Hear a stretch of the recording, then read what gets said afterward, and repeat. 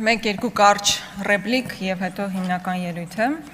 Պարոն Կոնջորյանը ես չհասկացա ինչու հատկապես Հովիկ Աբրահամյանի անունը հնչեցրեց, որովհետեւ կարծես թե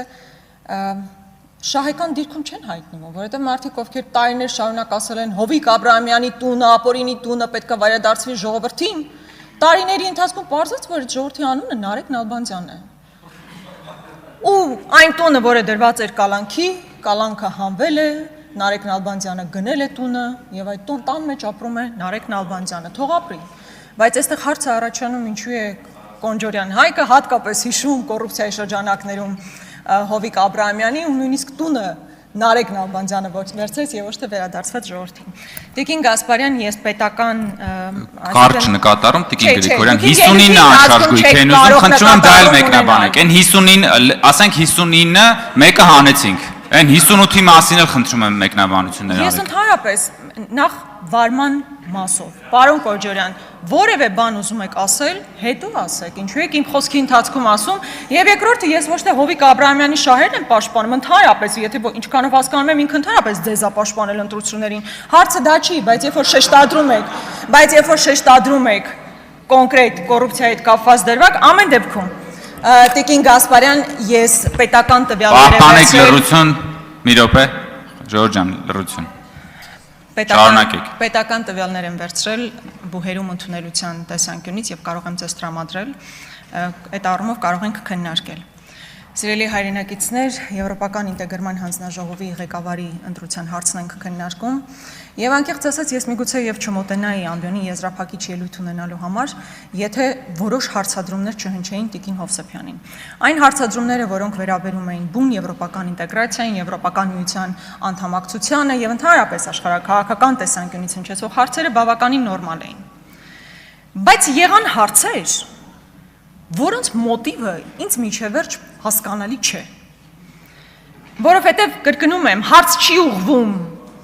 Եվրոպական ինտեգրման հանձնաժողովի ղեկավարի գործառույթների, իր պատկերացումների մասին։ Արցախցի կնոջը նայելով ասում են. դուք ճանաչում եք Արցախը Ադրբեջանի կազմում։ Մարդիկ, ովքեր Արցախը ճանաչել են Ադրբեջանի կազմում, հանձնել են, պատճառ են դարձել էթնիկ զտման, կանգնած ուղիղ արցախցի կնոջը նայելով ասում են դե ճանաչեք Արցախը Ադրբեջանի կազմում։ Դե ասա Ղարաբաղ, Արցախ չասես հանկարծ ու հանկարծ։ Սա հակամարտկային է, անմարտկային է, սա քաղաքական հարթության մեջ չի, որ մենք հիմա քաղաքական պատասխաններ հնչեցնենք։ Այս առումով ես հատկապես սրա համար էի ուզում մոտենալ կամ այդ մյուս հարցադրումը։ Իսկ ինչու էթնիկ զտման ենթարկվելու ժամանակահատվածում Տիկին Հովսեփյան, դուք հենց Ստեփանակերտում չէիք։ Լավ է չարծրեցին, իսկ ինչու են բենզալցակայանում չէիք, որ պայթեց։ Նիկոլ Փաշինյանը այդ օրերին ուղիղ եթեր էր մտնում, ասում էր. ինչ էթնիկ զտման մասին, սովորական քաղաքացիներին վտանգ չի սպառնում, ժողովուրդ ջան, որևէ խնդիր չկա։ Ես իսկապես կարծում եմ, այս բարոյական հարթությունը չպետք է անցնել։ Քաղաքականություն, բայց բարոյական այս հարթությունը ոտատակ տալ ուղղակի անմարտկային է, հակամարտկային է, կրկնում եմ եւս մեկ անգամ։ Ու սա, գիտեք, ես առանձին սրան չէի անդրադառնա, եթե չզգայի, որ սա ընդհանուր պատերն է, մոտեցումը արցախցիների նկատմամբ։ Երբ որ երկրի ղեկավարը մետրոյում արցախցի կնոջը հանդիպելիս փախածներ ձևով է իրան դիմում։ Երբ որ արցախցի տղամարդով իրեն հակադրվում ասում, դու ընդհանրապես ինչ ես խոսում, ինչու՞ չես զոհվել։ Այս համատեքստը շատ վտանգավոր է։ Անհնար է բերել դիսկուրս ձեր կողմից Հայաստանի եւ Ադրբեջանի ժողովուրդների բարեկամության եւ հարաբերությունների հաստատման մասին, միևնույն ժամանակ Հայաստանի ներսում նման ատելություն սերմանել։ Ու արդեն սա քաղաքական ատելություն չի։ Սրան պետքա վերջ տրվի, մեր ժողովուրդը չունի այդ ռեսուրսը միմյանց նկատմամբ ատելության ու իրար ուտելու, այսպես ասած։ Ինչ վերաբերում է ԵՄ անդամակցության, ԵՄ ինտեգրացիայի, ես անկեղծ ուզում եմ հասկանալ, երբ որ հարցերը հնչեցվում էին Տիկին Հովսեփյանին, արդյոք դուք կողմ եք, որպեսզի Հայաստանի Հանրապետությունը դառնա ԵՄ անդամ պետություն։ Ուզում եմ այդ հակադարձ հարցը ձեզ ուղղել, դուք կողմ եք, Ձեր առաջնորդը ԵԱՏՄ նիստում ասում է ԵՄ անդամակցությունը գոյություն չունի, նման օրակարգ, նման ալտերնատիվ ասեղանին գոյություն չունի։ Ավելին ասում է բազմաթիվ գործընթացներից հետո դեռ փաստ չի Հայաստանի Հանրապետությունը կդառնա ԵՄ անդամ, թե չի դառնա, Տիկին Հովսեփյանից ինչ եք ուզում։ Եվ հարց է հնչում, ասում է DCFTA, դուք այն ժամանակ կստորագրեիք կամ հիմա կստորագրեք DCFTA-ը, որը ակնհայտ է, չէ, որ տնտեսական մաքսային հակադրության մեջ է դրվելու ԵԱՏՄ մեր անդամակցության հետ։ Տիկին Գասպարյանը գլխով է անում, շատ լավ գիտակցելով, որ հակադրության մեջ են այդ երկուսը, այսինքն դու չես կարող կնքել DCFTA եւ լինել ԵԱՏՄ անդամ, եւ այս հարցադրման գիտեք ինչն է խնդրահարույց,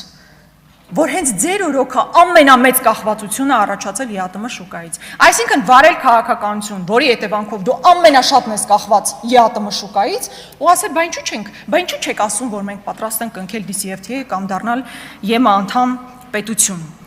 Այս համատեքստում ես ուզում եմ նաև հարցադրում անել, թե որտեղ են կամ ինչպես չեք կարողացել բերել եւ ռեալիզացնել Եվրոպական միության կողմից հնչեցված 2.5 միլիարդ եվրոն։ Ինչու չեք կարողացել, եթե այդքան լավ եվրոպական ինտեգրացիայի ճանապարհով շարժվում եք, ինչու չեք կարողացել այնպիսի ծրագրեր մշակել, որտեղ եվրոպական օժանդակությունը, այդ միլիարդները, որ խոստացվել էին, հուսով եմ օդում հո չէին հնչեցվել, եթե հո բան չի, ջեմ չի, որ սարքեն ցույց տան։ 2.5 միլիարդ հնչեցվել է, որ պետքա բերվեն։ Ինչու ծրագրեր չեք մշակել, որպեսզի կարողանանք Հայաստանի Հանրապետությունում ռեալիզացնել։ Տիկին Մինասյանը խոսեց այն մասին, որ մենք բազմավեկտոր քաղաքականություն ենք իրականացնում, տարբեր երկրների հետ պայմանագրեր ենք կնքում։ Այս համատեքստում հատկապես եվրոպականի մասին է խոսքը, իսկապես շատ դժվար է գտնել եվրոպական երկիր, որ մեծ ներդրումներ է իրականացրել Հայաստանի Հանրապետությունում։ Ուղղակի դեկլարատիվ նարատիվների մակարդակում խոսել, որ մենք Եվրոպական միության անդամ երկրների հետ խորացնում ենք մեր հարաբերությունները, իհարկե կարող է հայտնվել Մակրոնի թվիտը, կարող են լավ նախադասություններ հնչեցվել։ Իսկ որքան ներդրում է իրականացվել Եվրոպական միության կողմից, տարբեր երկրների կողմից Հայաստանի Հանրապետությունում։ Ինչ տնտեսական օգուտ ենք ստացել։ Ես ուզում եմ, որ դուք հստակ պատկերացնեք, որ այդ խոշոր ներդրումները չեն իրականացվում, բայց միևնույն ժամանակ մեր տնտեսվարողները տուժում են այդ քաղաքականության հետևանքով։ Այսինքն այսօր բազմաթիվ տնտեսվարողներ չեն կարողանում նորմալ արտահանում իրականացնել, ինչքան էլ հիմա գաք ասեք, ծաղիկների մի խումբ գնացել է Հոլանդիա, ծիրանի մի խումբ գնացել է եվրոպական երկիր, դրանք տեղային, ոչ երկարաժամկետ լուծումներ են։ Եվ մեզ պետք է իսկապես այնպիսի քաղաքականություն չվարել, որ իրոք չդառնանք աշխարհաքաղաքական կենտրոնների բախման թատերաբեմ, որի ճանապարհով այս պահին գնում եք։ Հիբրիդային պատերազմի մասին են խոսում, հիբրիդային պատերազմ քո նկատմամբ կարող է իրականացնել երկիր, որ քո համար սպառնալիք է, թշնամի է։ Դուք ընդունում եք, որ Ռուսաստանը սպառնալիք հանդիսացող երկիր է, թշնամի երկիր է։ Կարող եք այդ արձանագրումն անել։ Իմիջիայլոց իմ գործընկեր Քրիստինե Վարդանյանը, երբ որ հնչեցրեց այդ հարցադրումը, ազգային ժողովի նախագահն իջավ այստեղ, ասեց, ես այդ հարցին չեմ պատասխանի, վերադարձնում եմ ձեզ այդ հարցը։ Ու ինքը խելամիտ վարվեց։ Ես պետք է ընդունեմ, որ խելամիտ վարվեց, որովհետև եթե ասեր այո սպառնալիքը, դա լուրջ հետևանքներ կարող էր ունենալ ամբողջ երկրի համար։ Իսկ կարող էր արդյոք ասել, որ սպառնալիք չէ, չէր կարող։ Որովհետև առավոտից գիշեր այդ նարատիվներն եք դուք սերմանում Հայաստանի Հանրապետությունում։ Որովհետև ձեզ այդ փոխկապակցված մարդիկ գնում են հմեկի տաղավարներ, նույն բաներն ասում են։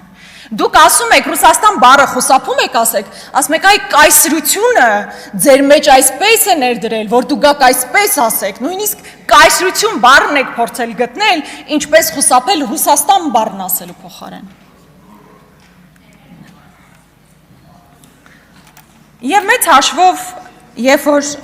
խոսվում է ԵՄ ինտեգրացիայի մասին, գոյություն ունի բազա, որի հիման վրա աշխատում է Հայաստանի Հանրապետությունը Եվրոպական միության հետ, դա ՍԵՊԱ-ն է, եւ դուք էլ պետք է ի վերջո հաշվետվություն ներկայացնեք, քանի տոկոսով է ռեալիզացված ՍԵՊԱ-ի հնարավորությունները։ Վստահաբար ամբողջությամբ ռեալիզացված չէ եւ այդտեղ նաեւ ձեր պատասխանատվությունն է։ Մենք վստահ ենք, որ վիզաների ազատականացման ուղղությամբ մեծ աշխատանքներ պետք է իրականացվեն։ Դրա մասով ինչ որ քննարկումներ այս բային բնականաբար ավելի ակտիվացած են, բայց մենք վստահ ենք, որ ԵՄ ինտեգրացիան եւ ԵՄ անդամակցությունը պետք է միմյանցից տարանջատել։ Մենք կողմ ենք ԵՄ ինտեգրացիային, հատկապես այն տիրույթում, որ Եվրոպական արժեքները պետք է լինեն խորացված Հայաստանում եւ չնայած դուք ճիշտ հակառակն եք անում, որքան գոռում եք Եվրոպա, այնքան ավելի են վատթարանում մարդու իրավունքները Հայաստանի Հանրապետությունում։ Տիկին Հովսեփյան, մեկ կարճ նախադասություն, բնականաբար մենք կողմ ենք քվեարկելու ձեր տեխնացությանը, Տիկին Հովսեփյան, Արեգաջան, պնդկաց, մոնքել լիքը պենոնի կանելու։ Տիկին Գրիգորյան, ես պիտի ձեզ շնորհակալություն հայտնեմ, որովհետև դուք ինձ քաջալերեցիք, դժգոհելով թե խի ես Հովիկ Աբրահամյանի ապօրինի գույքի մասին